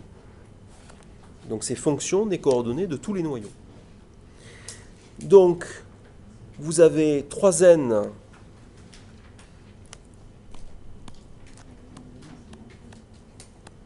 coordonnées plus l'énergie, qui est un paramètre de plus. Ça fait donc 3N plus 1 paramètre. Alors que pour une diatomique, vous avez ici 2 paramètres. Donc vous avez l'énergie qui est fonction de 3N paramètres. Donc si vous avez 2 paramètres, énergie, distance, c'est une courbe. Si vous avez 3 paramètres, une énergie, 2 paramètres, en fonction de 2 trucs, c'est une surface. Et si vous avez 4 paramètres, on est en dehors d'un espace 3D. Donc, quand on a un composé polyatomique, on a en fait une surface d'énergie potentielle, au lieu d'avoir une courbe d'énergie potentielle. Et c'est pire que ça, c'est qu'une surface encore, ça serait à 3D. En pratique, comme c'est supérieur à 3D, on appelle ça, c'est quelque chose qu'on ne peut pas représenter dans l'espace normal, on appelle ça une hypersurface. On appelle ça une hypersurface. Donc l'énergie, c'est une hypersurface.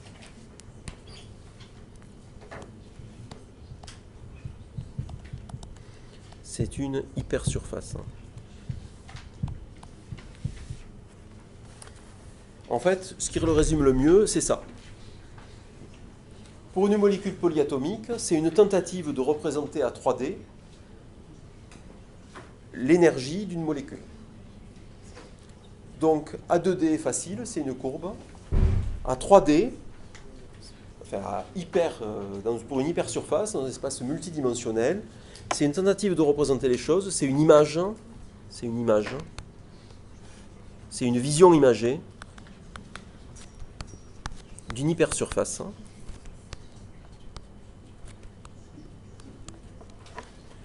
Donc une molécule a un espace énergétique accessible qui ressemble à quelque chose comme ça. Et ça, souvent, on appelle ça un paysage d'énergie potentielle. On appelle ça un paysage d'énergie potentielle. Donc c'est un terme qui est vraiment consacré maintenant. On appelle ça un paysage, l'hypersurface. C'est un paysage d'énergie potentielle. Donc l'énergie, c'est une forme très complexe qui dépend des coordonnées des noyaux. Et au milieu de ce paysage-là, donc c'est un monde de vallées, de sommets, et de colle. Donc sur un truc comme ça, dans ce paysage énergie potentiel, et après je réponds, hein, vous avez des vallées. Donc réfléchissez vraiment en termes d'un paysage pyrénéen ou alpestre, des sommets, des cols. Les vallées, c'est les différents isomères.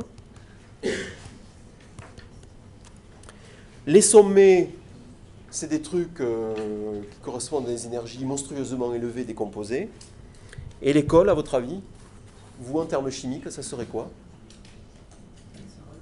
Quand vous avez, alors l'école, quand vous avez deux vallées séparées par une montagne, vous avez toujours un col qui permet de passer d'une vallée à l'autre vallée. C'est l'état de transition. Donc les cols, c'est les états de transition. Est-ce qu'on peut accéder à la géométrie de la molécule dans le col? Expérimentalement ou théoriquement? Non, expérimentalement, je sais qu'on peut pas le faire. Théoriquement, sans problème. Vous allez le faire. Oui.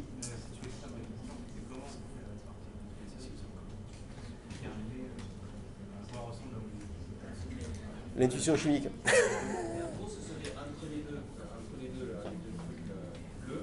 Ouais. Ça, c'est des surfaces. Alors là, il y a un code de couleur Ouais. sur ce truc-là. C'est une façon de repérer. Quand c'est rouge, c'est que c'est des très hautes valeurs énergétiques.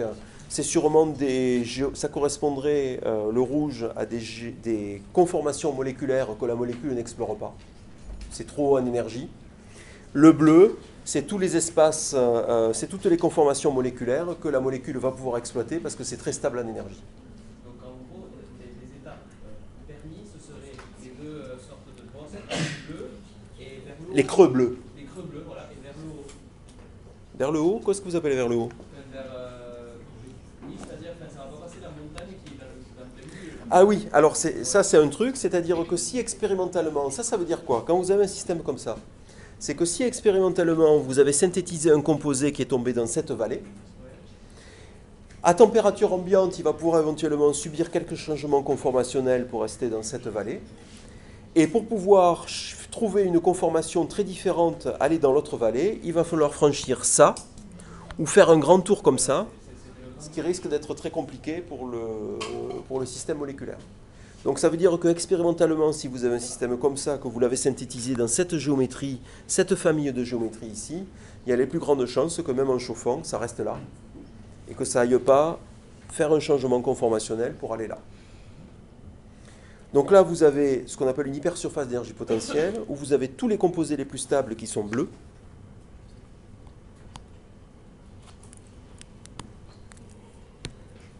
Donc ça, c'est les zones de conformation stable.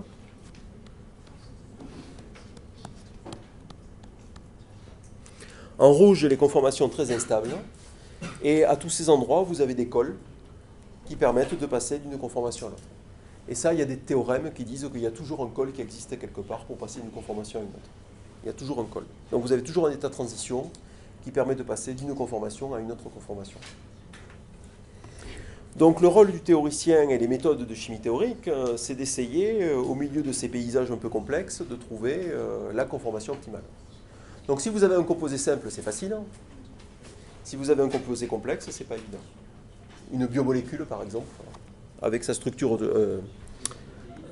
secondaire et tertiaire. Comment? Non, c'est pas possible une protéine.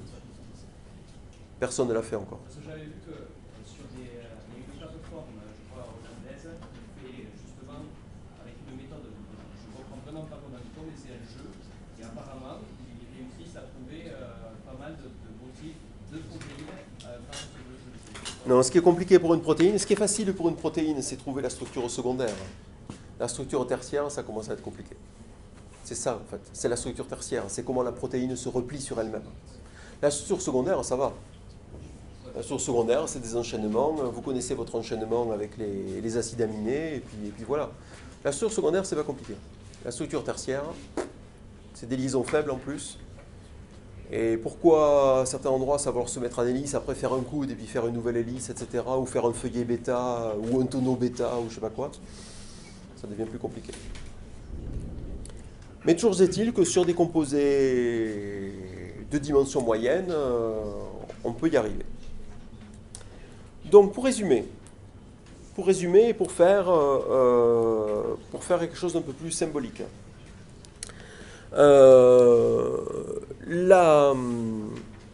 l'énergie d'une molécule, donc là c'est de la réactivité, hein, c'est de la théorie de la réactivité maintenant. C'est de la chimie théorique, mais c'est pas de la chimie quantique, c'est la théorie de la réactivité. Donc l'énergie est fonction des coordonnées des atomes. Et donc ça donne naissance à ce qu'on appelle une hypersurface d'énergie potentielle, où on dit aujourd'hui, le terme qui est vraiment admis maintenant, c'est un paysage d'énergie potentielle. Parce qu'on a vraiment en tête un paysage avec des montagnes, des vallées, des cols. Donc si maintenant je réfléchis en termes structuraux, d'isomérisation structurale ou en termes de réactivité, je vous propose ici un exemple d'une projection, d'une représentation dans un espace à 3D d'une réaction chimique, qu'elle soit d'isomérisation. En ordonnée ici, on a l'énergie. Et en abscisse, on aurait ici, on va dire pour simplifier, que là j'ai une coordonnée de réaction 1, et là j'ai une coordonnée de réaction 2. Donc je regarde quelque chose de simplifié, je regarde une coordonnée de réaction. Vous avez l'habitude d'une coordonnée de réaction à 2 dimensions, où là vous avez une énergie en fonction d'une coordonnée de réaction. Vous faites ça depuis longtemps, d'accord ? Vous avez ici l'énergie du réactif A, B c'est le produit, là vous avez l'énergie du produit, et là vous avez l'énergie d'activation pour passer du réactif A au produit B. D'un point de vue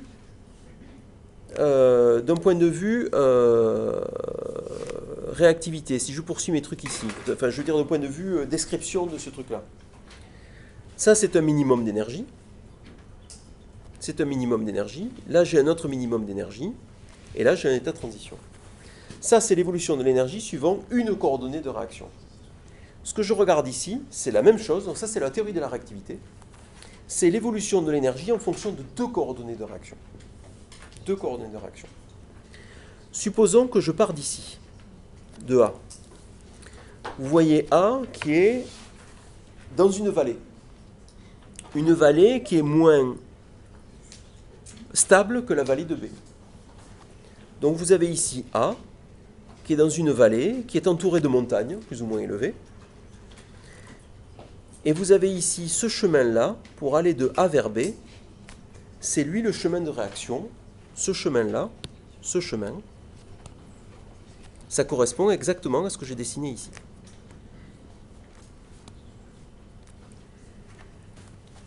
Donc si j'ai une réaction chimique, qu'elle soit d'isomérisation ou une réaction de dissociation, d'association, peu importe, une réaction chimique quelconque, en théorie de la réactivité, si cette réaction passe par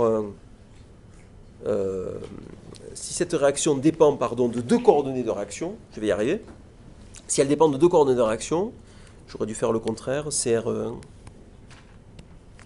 dire que ça c'est le 1, ça c'est le 2, ça c'est CR1. On a donc ça. Le chemin en rouge ici, c'est ce qu'on appelle le chemin de moindre réaction. C'est le optimal pathway, c'est aussi ce qu'on appelle le chemin de moindre réaction.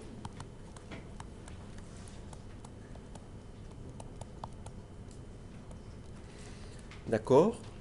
Mais ce que je vois sur cet exemple-là, c'est qu'il existe une deuxième coordonnée de réaction qui permet d'atteindre un minimum. Donc là, le schéma ne va pas jusqu'au bout, mais vous avez un deuxième minimum, un troisième minimum là-bas, qui à l'évidence va être beaucoup plus stable que le minimum B. Et donc vous avez un nouveau chemin réactionnel ici, qui permet éventuellement à B de s'échapper de son puits d'énergie. B va pouvoir s'échapper de son puits, aller là, franchir ce nouveau col. Donc là, vous avez l'état de transition, ici, transition state, vous avez le TS du chemin réactionnel 1, c'est lui, TS1. Et vous avez ici un nouveau col qui permet éventuellement à B de s'échapper de son puits pour aller vers un minimum que je vais appeler C.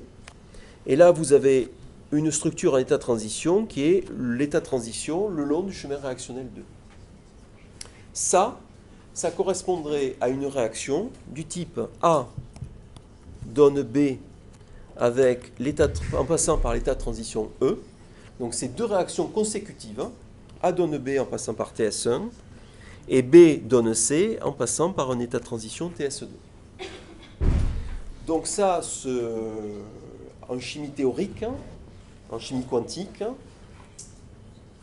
ce qu'on fait se plaque dans ce contexte, se fait dans ce contexte de la théorie de la réactivité et de la théorie, c'est les théories de Barkus, etc. Donc si vous avez deux réactions consécutives, A donne B, B donne C, chaque réaction va être caractérisée par sa constante de vitesse K1, K2. Chaque réaction va être caractérisée par son état de transition, TSE1, TSE2. Et chaque réaction va être caractérisée par une coordonnée de réaction, CR1, CR2. Chacune des réactions va être suivant sa coordonnée de réaction. D'accord ? Mais concrètement, par rapport à l'énergie et à ce que je vous ai dit, Born-Oppenheimer, etc., ce truc-là, ça correspond à une surface d'énergie potentielle, où vous avez ici un premier chemin réactionnel A donne B, et un deuxième chemin réactionnel B donne C sur la surface, que je vais pouvoir résumer par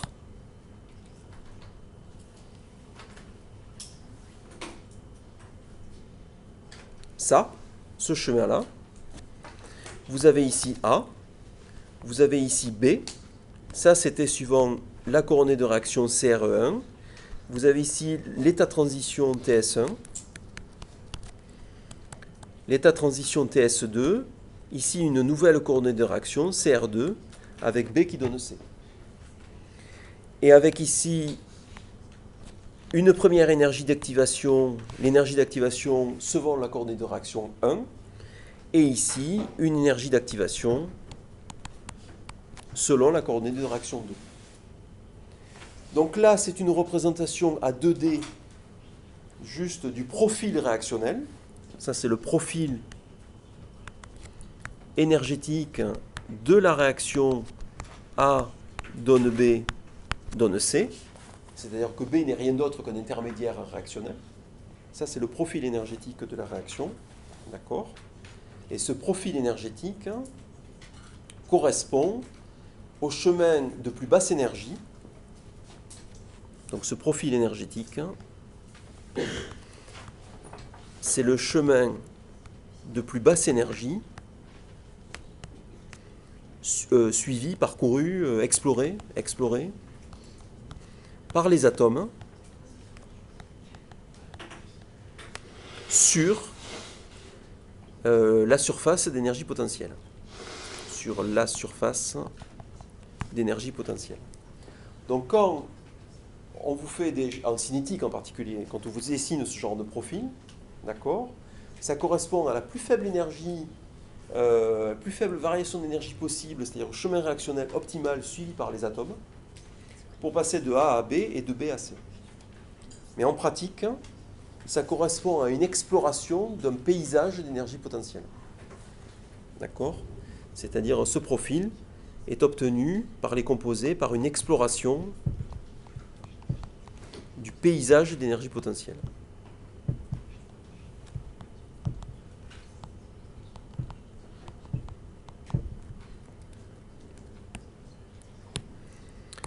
Donc là, je suis à la frontière quelque part entre la théorie de la réactivité chimique et la chimie quantique. Et tout ça est lié, il n'y a pas de cloisonnement. Donc ce profil rouge que j'ai dessiné là, je crois que j'ai respecté l'échelle. Vous avez A qui donne B, B est plus stable que A. Donc là, accessoirement, quand vous passez de A à B, c'est une réaction qui est exothermique. B passe à C, C est plus stable aussi que B, donc c'est à nouveau une réaction exothermique.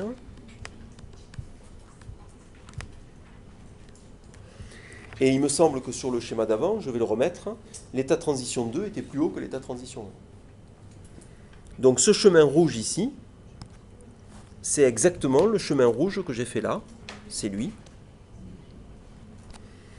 Et vous avez bien l'état de transition 2 qui est plus haut dans cet exemple, hein, cet exemple-là, l'état de transition 2 qui est plus haut en énergie que l'état de transition 1.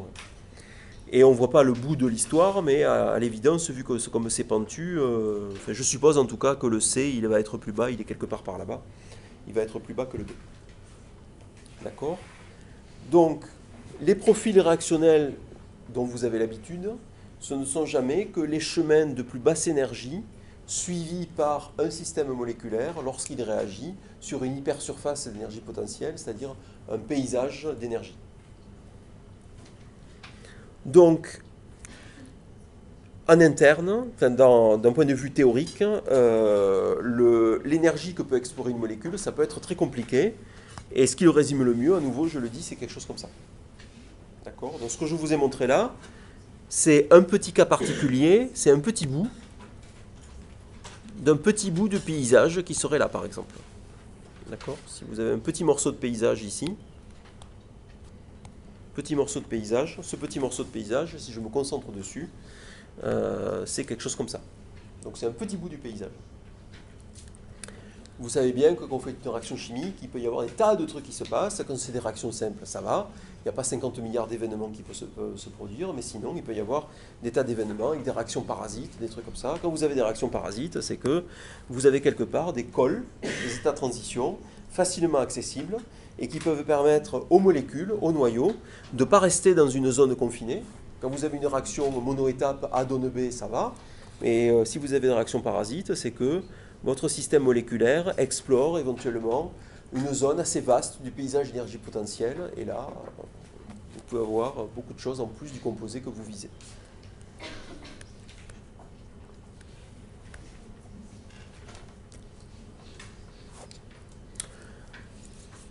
Donc,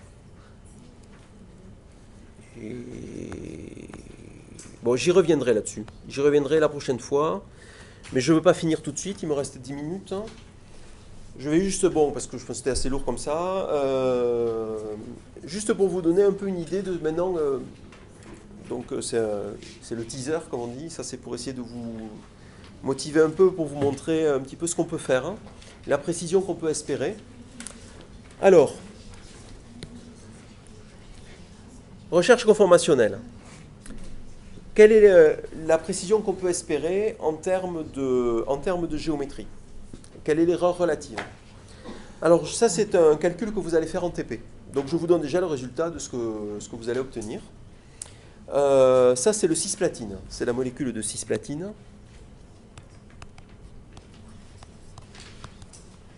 C'est un composé anticancéreux, hein, cisplatine, il est toujours utilisé. C'est une molécule qui est plan carré. Alors pour les gens qui s'intéressent à la chimie inorganique, c'est un complexe plan carré de platine. C'est un platine entouré de coordonnées, enfin stabilisé par deux chlorures et deux amines, deux fonctions NH3. Ici, ce sont quelques paramètres géométriques expérimentaux. Donc la distance platine-chlore, c'est une molécule qui cristallise, hein, on peut faire déterminer donc ses coordonnées cristallo. La distance platine-chlore, c'est 2,33 angstrom, platine-azote 2,01 angstrom. Et là, vous avez les angles. Alors c'est une molécule qui est les métaux de transition, les variations angulaires, c'est très mou en général. Ouais, c'est vraiment très très mou, donc l'énergie varie très très peu en pratique si on change un peu les angles. Donc vous avez ici les angles 87, 90, 92 degrés pour le chlore-platine-chlore. C'est presque du 90 degrés, mais pas tout à fait. Il y a des petites déformations. Ça, ce sont, par des calculs standards B3-LIP routiniers. Ça, c'est des calculs de routine. Donc on ne fait pas, parce que nous, c'est comme expérimentalement. Hein.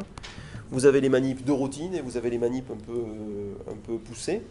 Nous, par des calculs de routine, vous voyez ici, on a 2,39 au lieu de 2,33 angstrom, 2,11 au lieu de 2,01. Les angles, on n'est pas tout à fait d'accord au niveau des angles, ça se déforme un peu plus qu'au niveau expérimental. Donc en termes d'erreur, si on calcule une erreur relative, c'est-à-dire n'importe quel paramètre, la différence entre le paramètre théorique et le paramètre expérimental divisé par le paramètre expérimental, on a 3% d'erreur avec des calculs de routine, hein, faits sur un PC comme ça, là.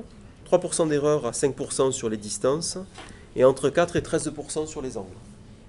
Sachant que les angles ici, c'est le plus compliqué à déterminer. Donc là, à la limite, j'ai pris un cas où ça marche pas si bien que ça, et on peut faire beaucoup mieux. C'est un peu le pire de ce qu'on peut obtenir, on va dire, en termes de précision. 13% sur un angle, c'est pas horrible, mais c'est un peu le pire de ce qu'on peut obtenir.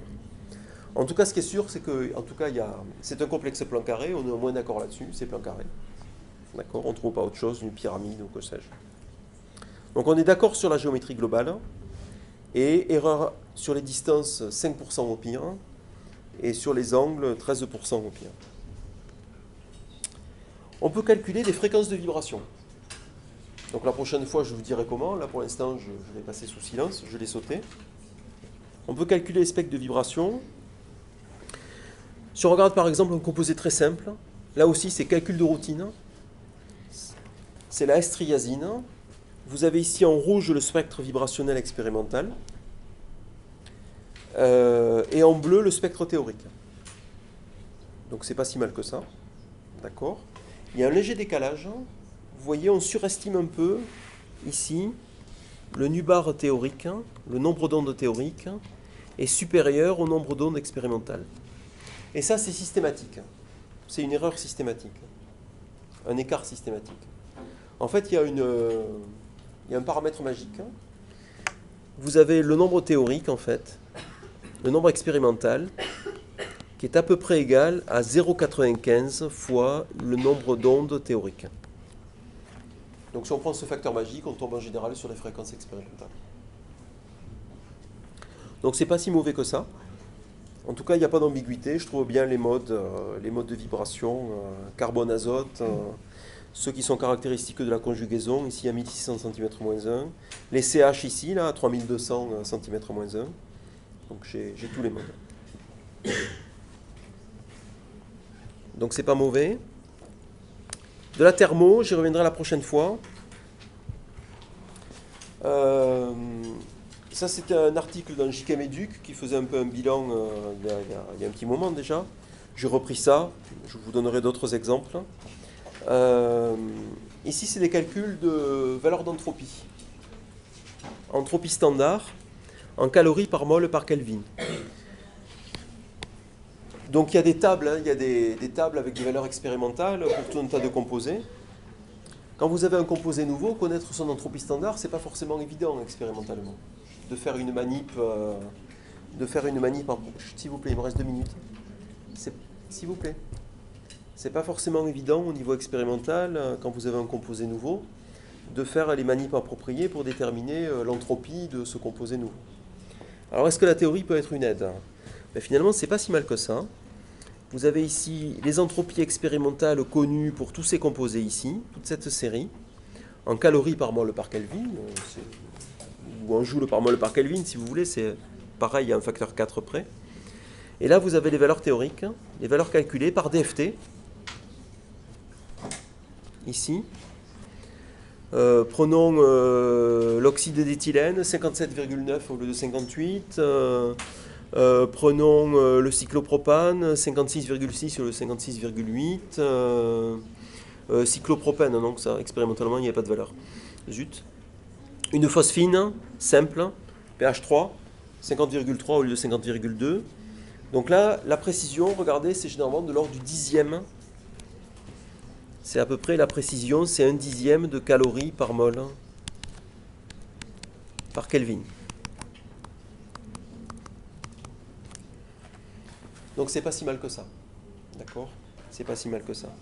Donc vous pouvez regarder systématiquement, c'est à peu près 1/10, 2/10 pour F2, ici, mais en général c'est de l'ordre du dixième. Là, 4/10, ok. L'éthane, bon, sûrement parce que l'éthane, il y a des problèmes de libre rotation, et dans ces calculs-là, on n'a pas pris en compte l'effet dynamique de la libre rotation. Donc du coup, ça réduit un peu la précision. Mais donc voilà quelques éléments. Donc le message, On peut calculer des grandeurs thermo. On peut calculer des grandeurs thermo avec précision. On peut calculer quelques grandeurs spectro. Je vous ai montré juste l'infrarouge pour l'instant, mais le reste viendra après. J'ai besoin de calculer les modes de vibration, j'ai besoin de calculer l'énergie, j'ai besoin de calculer la dérivée première de l'énergie. Je dirais qu'il y a d'autres paramètres mathématiques qu'il faut calculer. Et je dois avoir en tête, donc c'est, si vous voulez faire de la réactivité en chimie théorique, vous devez avoir en tête la théorie de la réactivité, avec la théorie de l'état de transition, d'accord ? Et donc vous devez avoir en tête ce genre de choses, et vous dire que quand vos ordinateurs ils moulinent pour trouver une solution, c'est qu'en fait la réalité chimique elle est complexe, et la réalité chimique elle peut en quelque sorte se résumer par ce type de diagramme ici, qui est ce qu'on appelle un paysage d'énergie.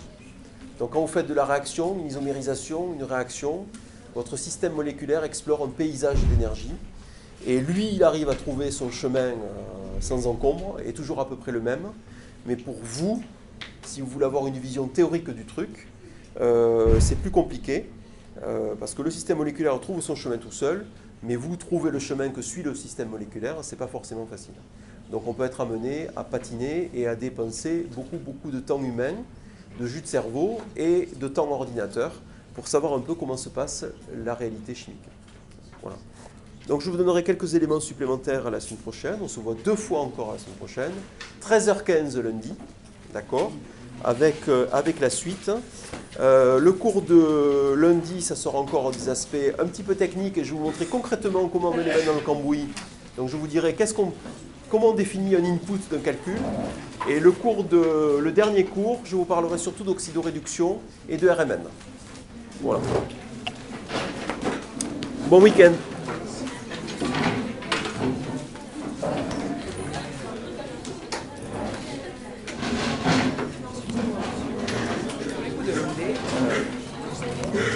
Sympa la tapette. Sympa, hein ? Super sympa. Ouais, j'aime bien aussi. Du coup, en fait, c'était par rapport au projet